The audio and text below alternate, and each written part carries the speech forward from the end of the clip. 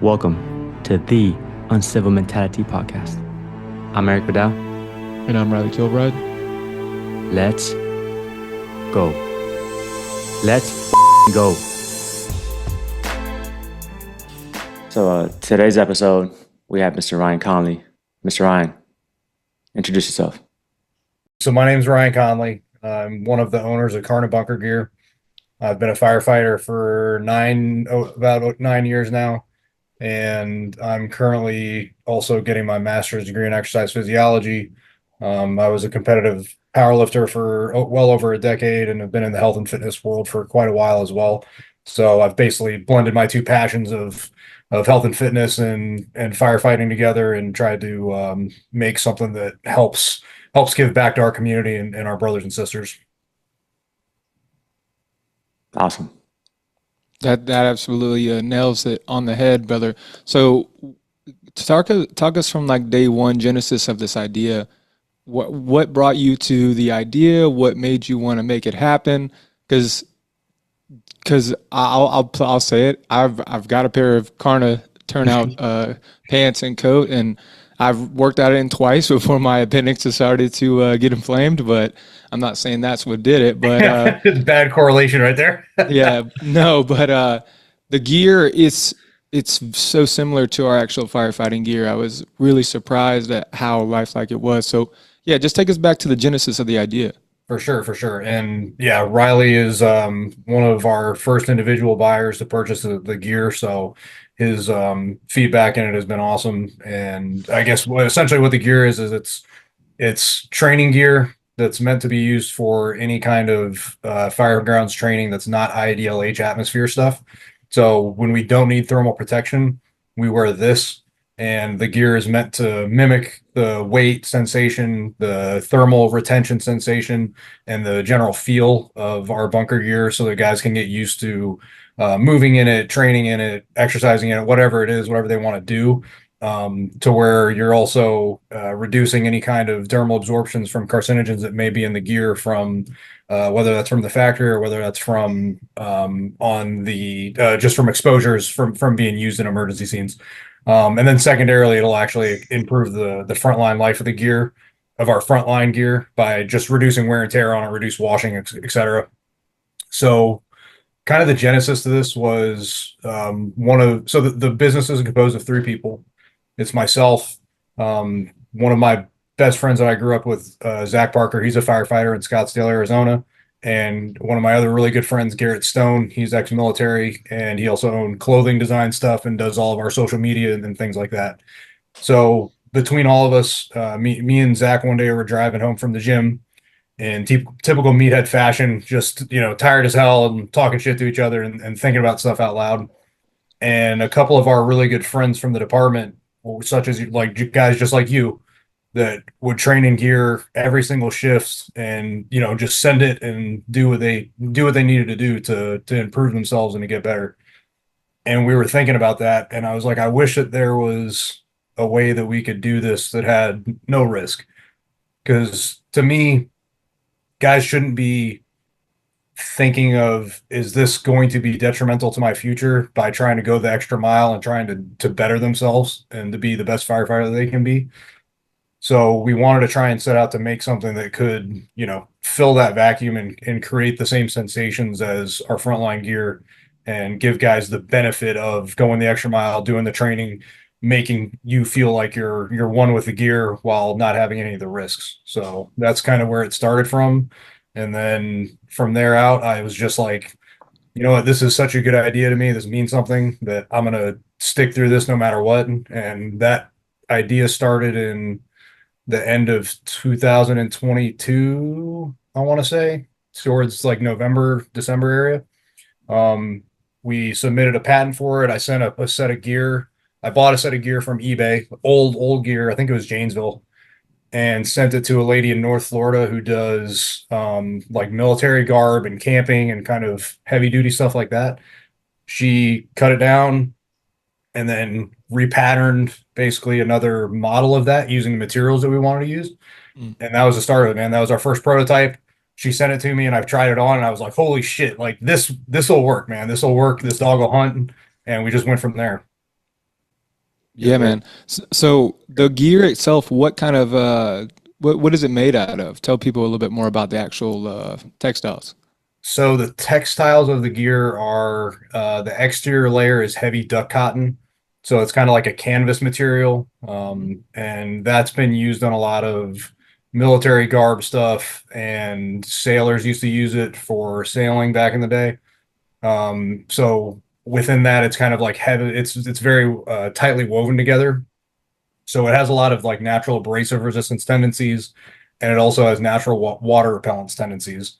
So with those two things combined, they made a very good exterior shell for the bunker gear at like a lower cost model compared to what we typically use on the front line, which is like Kevlar, some form of Kevlar, and the brand name of that is Aramid, and that is by far the best thing that you can do, but it's expensive.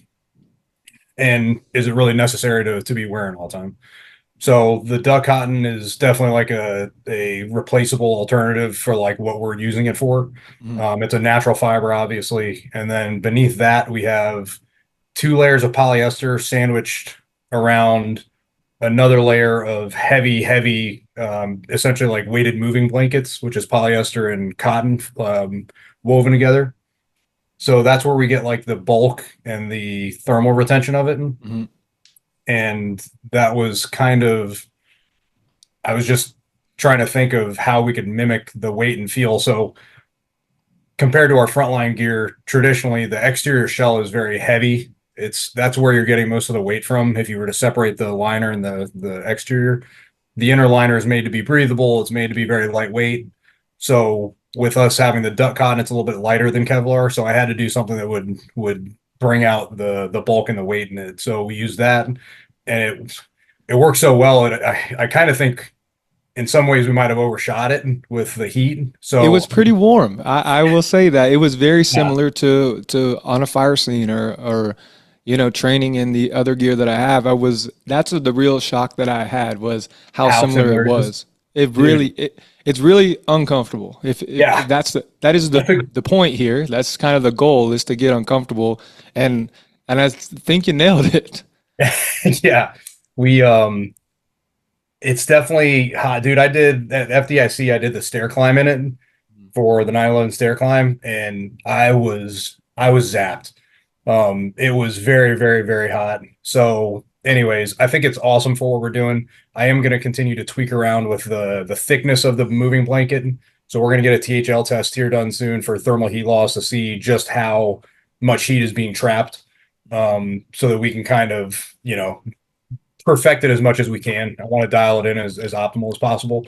But to start off with, we defaulted to hotter and heavier because that's the only way to go. If it's lighter and less hot, then it's worthless. Like it's the same thing as you throwing on a pair of sweatpants. So Yeah, that's why we defaulted that direction. yeah, it doesn't create that stimulus that to mimic that environment that to create that heat acclimation or Mhm. acclimatizing to the heat.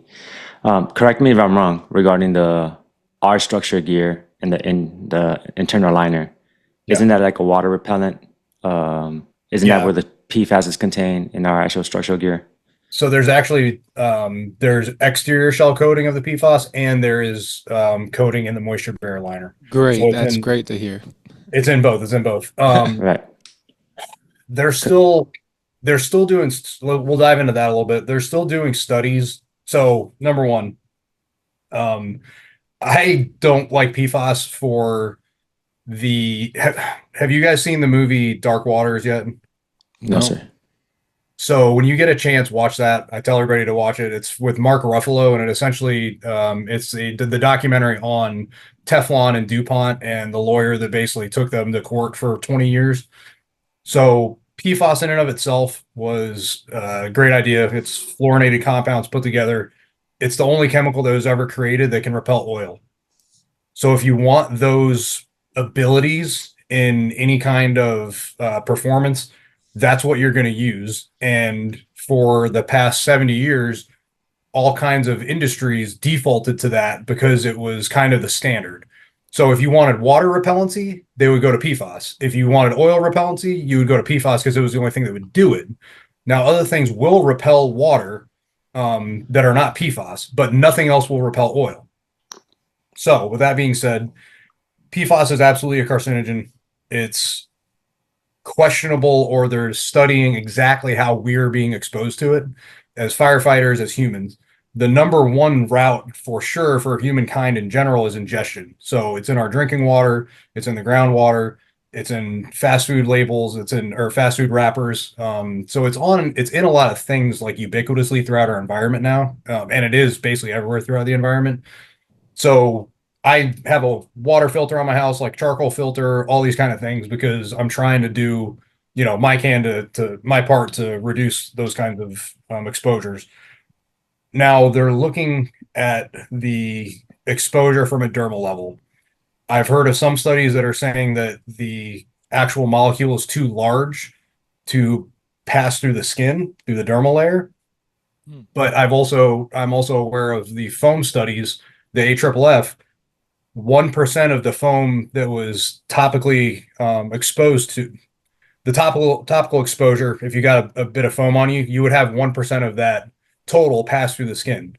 Now, the chemical is so dangerous that you don't want any of it in your body at all. So it's kind of one of those things where what's the scale of it? How are we getting exposed to it?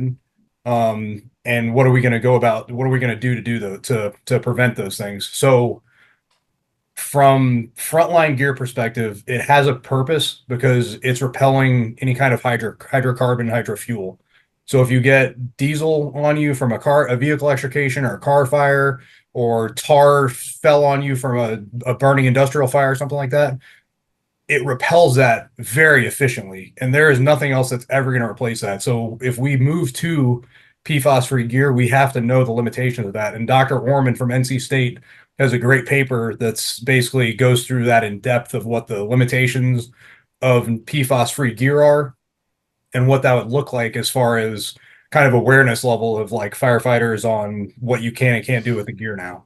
I think I just got an article sent to me by a union, IAFF, and it was all these different departments that have actually purchased non-PFAS gear for the department. Yeah. And they said it was something upwards of like $10 to $12 million to buy all this gear. Oh man. At what point do you think the cost will come down? Like, is it the more research we do, or the more, like, what's going to make that price point come down for departments? Because that's a lot of money for a department to spend. For sure.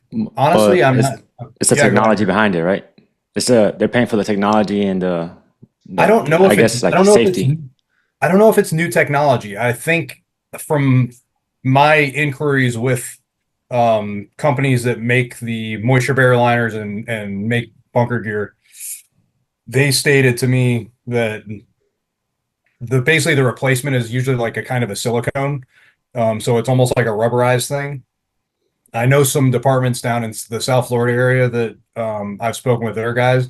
They went to a PFAS-free model, and it's very, very hot. Speaking of hot gear, like the THL, this stuff is not breathable. So that's another thing with the PFAS is the PFAS creates breathability for some reason compared to, I don't know if it's because it's like a silicone thing where it's rubberized, rubberish, that you're just not getting the ability to shed heat.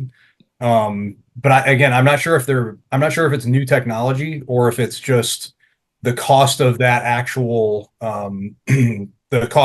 composite or material that they're applying there, because everything's kind of got a different cost. And maybe it is something as simple as just expanding the volume of the product that they need to make the price point come down. It could be as simple as that. I'm not sure exactly. Well, that's one of the main reasons why, as you were speaking about breathability and retaining heat or whatnot, that's one of the main reasons why I train in gear. Yeah. It's because the longer I work in gear, the more I retain heat, and that heat does not dissipate. And then I start burning up. And then it gets to a point where, like, okay, now I have to acclimate to all this output that I'm putting out, right? And see if I could mitigate it, or see if I could somehow become comfortable being super uncomfortable. And that's that's the mission. That's pretty much the mindset behind training in gear. Like, for sure. I think it's an important mission for sure. Back to the cost and the price point. I mean, I think they see, firefighters' lives depend on this. Oh, let's bump up the price. It's life safety. Yeah. I'm just being curious, and I'm just being honest, you It know. could be, man. It definitely could be. I'm not sure. I know. So as far as and the PFAS conversation is important, and I'm happy that we're having it and that we're having it on this like large scale of discussion because 4 or 5 years ago, nobody was talking about any of this stuff, much less, all the other shit that's in the gear. So to me, it's cool that we've come this full circle, even though we're not sure if it's been kind of a knee-jerk reaction or a shotgun reaction to the PFAS. There are other things that we can improve on, whether or not the PFAS is one of them or not, and we're figuring that out. So it's cool that we're doing that. Flame retardants are another thing. They're in every single layer of the gear, and those are definitely dermally absorbable. Mm. And they're chemicals that disrupt the endocrine system. So those can be cancerous and are cancerous as well. And those are definitely in every single house fire you go into. So you have exposure from the gear, and then you have all the shit that's in the fires being burned from the material, like furniture, couches, all the modern hydrocarbons that are in the buildings that we go into. The number one makes it hot as shit, and number two gets in the gear and essentially sticks to the gear at a molecular level. So I think that there's a lot lower fruit, like lower hanging fruit for most departments, health and wellness wise. Before, I mean, I know PFAS are a thing, and our gear is a barrier, and we're working towards that. But also just like health and wellness, like eat better, sleep better, train better. More access to physical fitness, more access to mental health. From a broad standpoint, I think every fire department could step up their game in that way. And those are the most prevalent things that can affect our like health and wellness on a low level scale is what we're putting into our body voluntarily. Like these chemicals from the fires and our gear are kind of involuntary. Like voluntarily, you're eating pizza for dinner. Voluntarily, you're eating McDonald's. Voluntarily, you're making bad choices for your body. So I think like this thing is super detailed, but there's so many other things before that I think that we could tackle as a fire service in general. Yeah, man, you nailed it on the head with that. And that's one of the things that I talk about a lot, or that I try and make relevant to our company model. And when I speak to people in person or when we do presentations and stuff, is this is one tool in the toolbox. I mean, the entire, and we can go a couple ways with this, but since we're on exercise and just general health and wellness, um, that is so underutilized is just being generally healthy. There's basically a tipping point, right, for everything. And you have a biological level of health, but you have a biological level of how much you can tolerate of an exposure. The healthier you are, the higher your exposure rate is, or the higher your resiliency is to exposures. So from firefighters' perspectives, taking advantage of exercise, like I pulled up some of the numbers that I've found before. So exercise in of itself can reduce cancer risk rates from 12 to 21% in just a variety of cancers. And it also increases our natural killer cell, which is the primary cell in the immune system that kills precancerous cells. So it increases natural killer cell production by 50 to 200% post workout for usually 2 to 4 hours. So you see an acute increase there, and maybe that helps, maybe it doesn't, but it also helps activations of genes that are essential for mitochondrial health, glucose tolerance, and insulin resistance, things like that. And like you said, it's super low hanging fruit and it's almost free. I mean, you don't have to have, it's cool if you have a gym, it's cool if you have great equipment, but you can go outside and run and do push-ups and stuff for free. Like it's not a large expense to a department just to encourage guys to exercise and to have a good culture. And one I'm a last big thing. fan of Yeah. Dr. Rhonda Patrick. I know she's found my fitness on Instagram, and Mhm. she publishes a lot of data about like sleep deprivation and then Yes. exercising being a combatant to that as well. So, Yeah, exercise just seems like the magic thing, the for magic sure. fruit, like the fountain of youth, if you may. Like we are exposed to harsh chemicals. We have bad sleep patterns. Well, sometimes we don't eat great, but guess what? The best solve to all of that is just finding an exercise routine that works for you. It doesn't have to be crazy CrossFit stuff. It doesn't have to be, deadlifting 1,000 pounds. It just has to work for you. So find something Mhm. that you like. I don't care if it's, underwater basket weaving or anything but something that you can stick to and that you enjoy.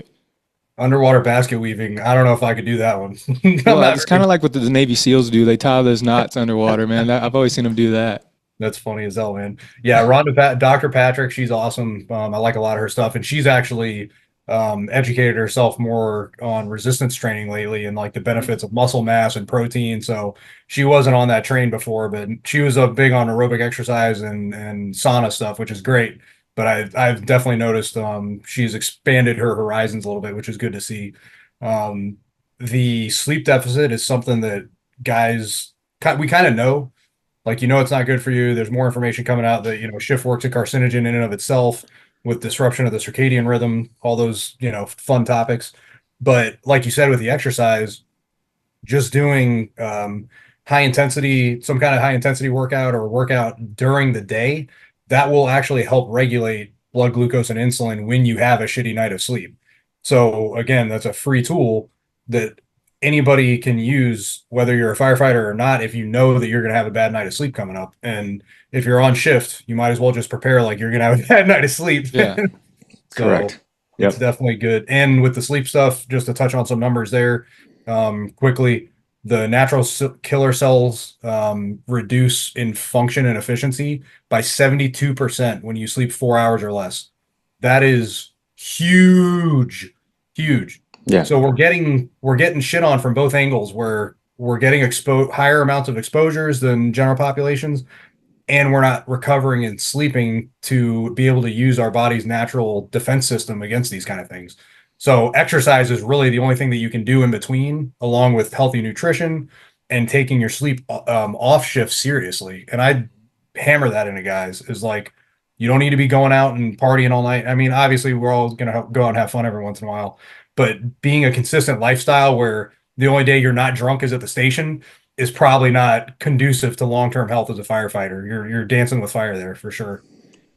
I'm glad you guys are touching on a lot of good things and bringing up valid points with the different things that we can do, at least for firefighters, to help ourselves. What do you think departments could do to encourage that? Like, other than make it mandatory, like what's an idea? I don't know, Incentivize it because somehow. I don't think you can. you've touched on a topic to me that I have mulled over in my head for, I shit you not, years, like literally years. And it's not a problem to guys like us because we want to do it. It's something that is just part of our lifestyle. It's the guys that don't want to exercise and don't want to do anything that are the ones at risk. And sometimes it comes down to your, individuality. I mean, guys are, if you're going to take that risk, it's kind of on yourself, but then you also have the team aspect of, you don't want guys to be out of shape. You don't want them to be the weakest link. And then sometimes if you start working out, other guys start working out. So you also have that, the leaders are leading from the front. And then I've seen that, in person at my station. One of our guys is an older dude and he started working out with us, and he loves it now. He's doing the same stuff every single day, pushing the prowler, pulling a sandbag or lifting a sandbag, and doing ab work and stuff. And he thrives off of it now. He loves how good he feels. So ultimately, if you're making something mandatory, when you make something mandatory, it has to be punitive. And if it's punitive, you have to enforce that punitive, sentence. And that's something where the unions get involved. That's something where guys aren't sure where they stand with stuff. And there's some departments that go all the way with that for sure. And they take you offline and you're on light duty until you can pass the test that they have said is the standard and what you need to do. So what I have thought of lately is, if you're going to do something along those lines, you kind of make it split into two parts. You've got your general health assessment, which is, blood work, blood pressure, weight, all that kind of stuff, just regular screening. None of that is punitive, and neither should it be. Secondarily, if you're going to make something some kind of fitness standard, it has to pertain to the job. It can't even be something that's a general fitness exam or test. Because if it's general fitness, I've seen guys that, can't do push-ups, can't run a mile fast, but they can do the job, and they can do the job very well. So there's always going to be some kind of sport specificity to it. And if you're going to do something that's punitive, it has to replicate exactly the fire service in of itself. And can you get on a fire scene and an emergency scene, and can you operate physically up to physical standard with what we require out there? So that's my thought on it. I mean, what do you guys think? Go ahead. Go ahead, Yeah, man. no, I mean, it's kind of hard on this side as a civilian to like keep a PT standard to keep a job. Yeah. It's we don't have one. You know, in the military we did. In the U.S. Army to be, you know, in the front lines, you have to pass a PT test on a yearly basis. I don't know, man. It's like how do you can lead the horse to water, you can't make him drink type of thing. This is what For we sure. constantly like debate and how do we mitigate it and manage it. I think that if you're going to make a department or have a standard to hold everyone to, there has to be like accountability.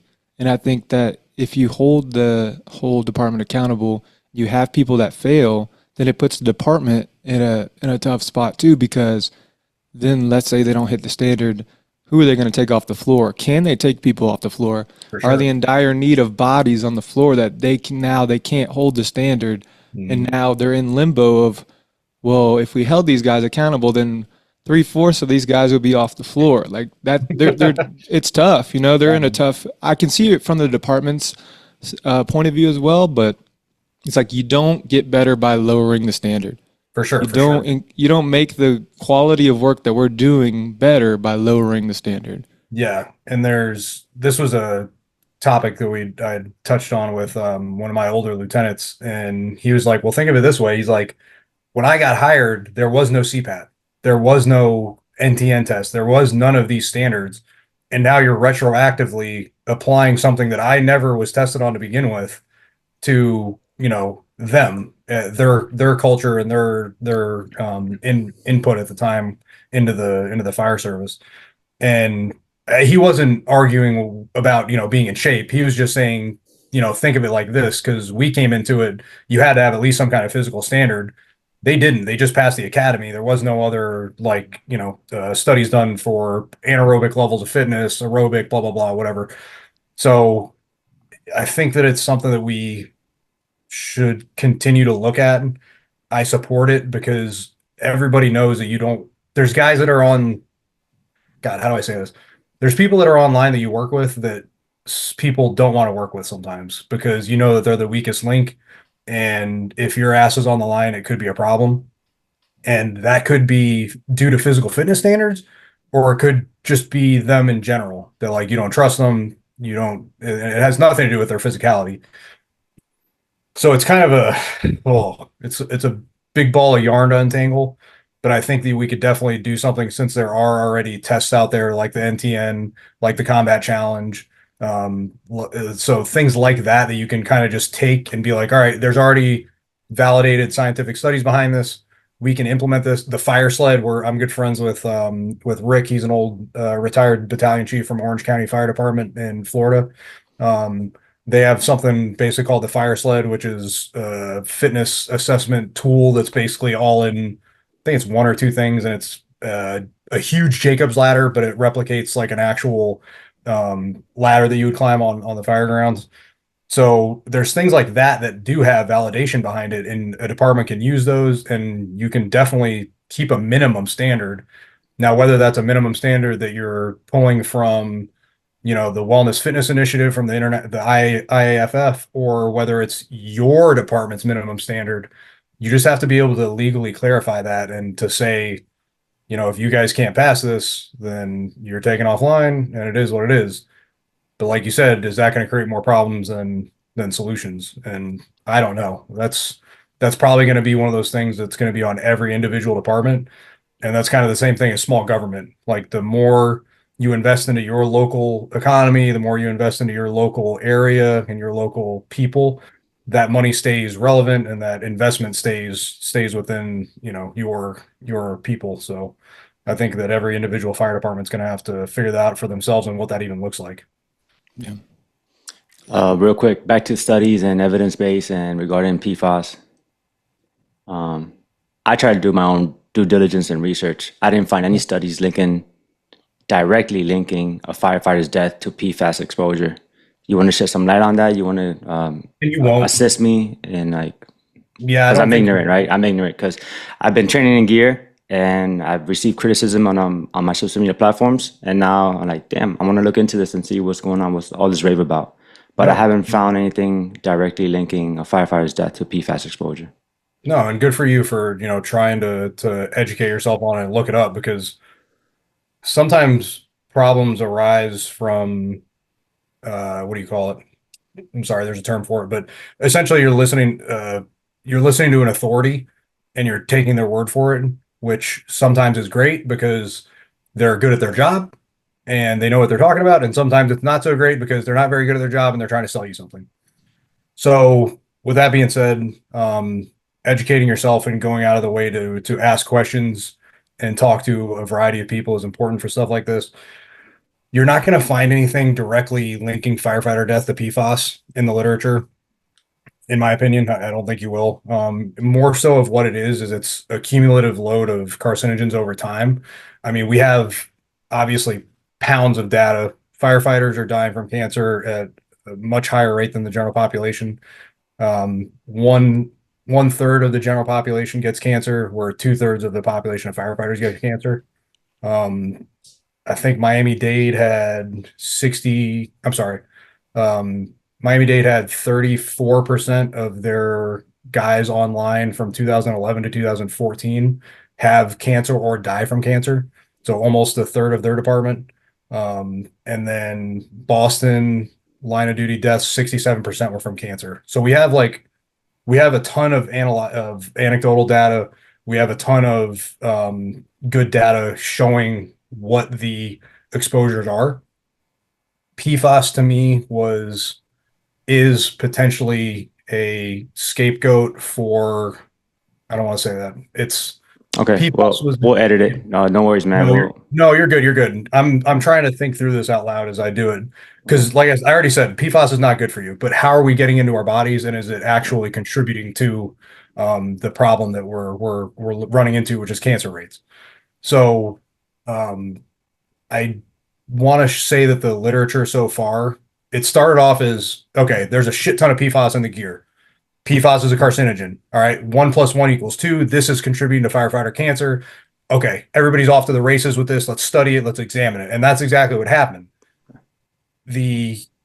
Some people immediately thought that we need to get it out of the gear without thinking about the potential altercations with that, which would be the reduction in performance.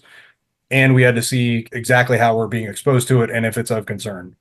There's some studies that are showing that we don't have any more exposure than the general population. So what I was saying before was the groundwater, what your local environment is. Some firefighters are having the exact same levels of PFAS as the local environment. So when you pool certain firefighters in certain areas, they might have more PFAS in their bloodstream than somebody in another area. But when you look at it within their population, their local environment, it's all relative. So does that explain some of it a little bit? Yeah. Yes, it does. Yeah, it's just an easy scapegoat, if you ask me. Like you said, it's an easy 1 + 1 = 3. Yeah, and I think this is exactly how I feel about it. Is people were extra offended by it because it was in the gear that's supposed to be protecting us. Correct. And that struck people. That struck a nerve, and it rubbed people the wrong way. And I understand it, because I look at the actual history of Teflon, which is what PFAS is, and DuPont, all these things. And these huge chemical companies did disgusting things, and they hurt people and they kill people. And there is damage that is done from PFAS, but the amount of how it's getting into your system and how much you're getting into the system, when DuPont's dumping millions of gallons into the rivers in the West Virginia and Pennsylvania and into the ground, that was causing damage to people, and that was killing people. Is it killing us in our gear from dermal absorption? I don't know. I don't think so. Here we go. Tinfoil hat time. I love it. Here we go, brother. That's not even tinfoil hat, man. There's litigation. There's litigation on that. Those 3M and DuPont have settled and will probably wind up settling, paying more money out than the tobacco companies did in the 90s on deaths and cancer. So that is far from tinfoil hat shit, but um, I'm a big tinfoil hat guy, so if we're opening that door, no. yeah. So the exposures that we are exposed to, I'll touch on this stuff now for dermal absorption, because that's what we're talking about, right? It's dermal absorption, one of the ways that we get exposed to stuff. PAH is one of the heaviestly studied chemical in firefighters. They've been looking at it, I think, since the 70s. A PAH is polycyclic hydrocarbon. It's basically like the char that's on your steak when you grill it, right? So Mhm. it's that unburned carbon there. PAH is usually an SVOC. So an SVOC is a semi-volatile organic compound. Those are heavier weight than VOCs. So if you have any, are you guys hazmat at all? No, sir. Nah, man, we ride No. engines, dude. We ain't nerds. So I did get my hazmat stuff. I say loosely that I'm semi-familiar with this stuff, but I'm definitely not as good as a tech as I should be. So VOCs are lightweight molecules. That's what's off-gassing off your gear after you come out of a fire. So those things are usually gone in an hour, maybe, 3, 4, 5, but they are usually taken out in the air because they're so light, they don't stick to anything. The SVOCs, PAHs, benzenes, things of this nature, those literally are heavy enough to where they adhere to the gear and they basically get stuck inside the gear. Those are the things that are definitely dermally absorbable. They stay in the gear for a long time and they're not really efficiently taken out to when you use a gear extractor because they're hydrophobic. So water doesn't really pull it out. So you have SVOCs, you've got a little bit of the VOCs. Then we look into like heavy metals, where you've got heavy metals from structure fires, whether it's industrial, house fire, the components that are inside houses, especially the lithium ion battery fires now, which is going to be our generation's like thing that we got to figure out because that's going to be a problem. Kind of side topic, but lithium ion and heavy metals do not come out of gear efficiently, no matter how you're cleaning them. Whether it's well under 50% when you do gear extractors, and I want to say liquid CO2, which is something that's it's trying to be utilized more often now, which I recommend. Um, they're barely meeting NFPA standards. I want to say it's like 60% removal. So the heavy metals aren't good. You've got plastics called phthalates, which are basically small plastic particles. Are you familiar with that stuff, Riley? Yeah, I Joe well, we might have Rogan? to beep this out, but yeah, dude, phthalates they make your taint smaller. Yes. That's Okay. All right. So you listen to taint Joe size Rogan. is relative to testosterone levels. Yes. So watch out for phthalates. So those, you got good news here coming. That shit is Eric is found. like, That, he's that like, shit is what the found.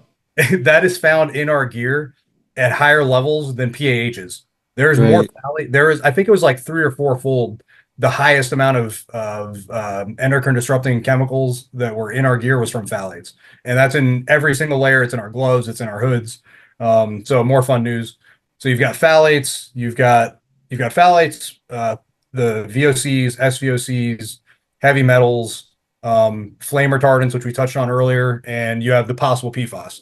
So just right there, we've got 6 possible contributors, and PFAS has gotten the notoriety and the attention for good reason. And but it's allowed us to open up these conversations, open up these doors to talk about all the other cancer risks that we have in the fire service, and it's allowed me to talk about the other dermal absorption problems that we have. So to me, at least when we're training in gear, due to all of those things, whether or not PFAS is or is not being absorbed through us because of all of the other shit going on, I recommend wearing our gear when you don't have to wear, ideal age protection gear. And that was as simple as that for me. I looked into this stuff obviously at nauseum just because of the amount of time and energy and money that I've invested into making this happen. I had to make sure that I wasn't just seeing ghosts or that I was reading the information incorrectly and I was misinterpreting the literature. And I've spoken to experts in the field, and I shit you not, experts, the people that have written the majority of these papers. Um, Dr. Orman from NC State, Dr. Stapleton from Duke University. I've had them look at our gear. I've had flame retardant and PFAS studies done from them showing that the gear is free of all that stuff. So in a way, it's really just defaulting to no risk. All the reward is kind of our model with using the gear. And at that point in time, at least as the training gear is concerned, I don't have to be concerned at how efficiently gear extractors work. or how efficiently liquid CO2 works or any of that shit because I'm not in that ballpark. I'm providing us with a product that is used for a specific purpose at a specific time, and that is during all of our normal fireground training drill operations that don't need thermal protection. And then I'm allowing the big boys and the big doctors and the big girls to put on their doctor's pants and to figure out the best way that we can apply this information that the research that they've been doing to apply to our frontline gear and figure out what the best case scenario is for that too. When my wife gave me my birthday present, it came in a box, and she wrote "Control the controllables." So that's what my birthday present was. She said, "If we can control it, we're going to control it." So this is worth it. And every time that I've been kind of explaining like the gear, like how there's risks to wearing the gear, and people are like, "Wow, like that sounds pretty expensive." And then I go, "Well, have you ever looked at a doctor's bill? Yeah. Have you ever gotten cancer treatment? Have you ever been really, really sick? Like that, if I can control that controllable as much as I can, For sure. then it's something to consider." That's a great line. I like that. Control the controllables. It's a good quote. I'm stealing it from you officially. Hey, steal it, dude. Put it on a t-shirt and just give me 20%. Yeah, the controlling the controllables is definitely my alley. I agree with you there all the way because it's one of those things where, we do this job where we have a lot of risk inherently, and we're all taking that risk on due to our own accord, and we're acknowledging it and accepting that risk. But none of us are really signing up for dying from cancer at 55, I don't think. Right, correct. I mean, come on, take it. Come on. I don't. Yes. Right. That's it right there. It's one of those things where, and I listened to a firefighter from Hialeah during the Miami Cancer Symposium. You might be familiar with him, Erik. Down at University of Miami, earlier this year. Yes. Yeah. He was I forget what kind of cancer he had. He had really bad cancer. He received treatment at the University of Miami. He's still alive. He was one of their union guys at Hialeah. And he essentially expressed the same idea that, he would trade his life for someone else's. He would do whatever was needed on the job, and that's what he signed up for, and that was what he was, that's what he was putting on the line.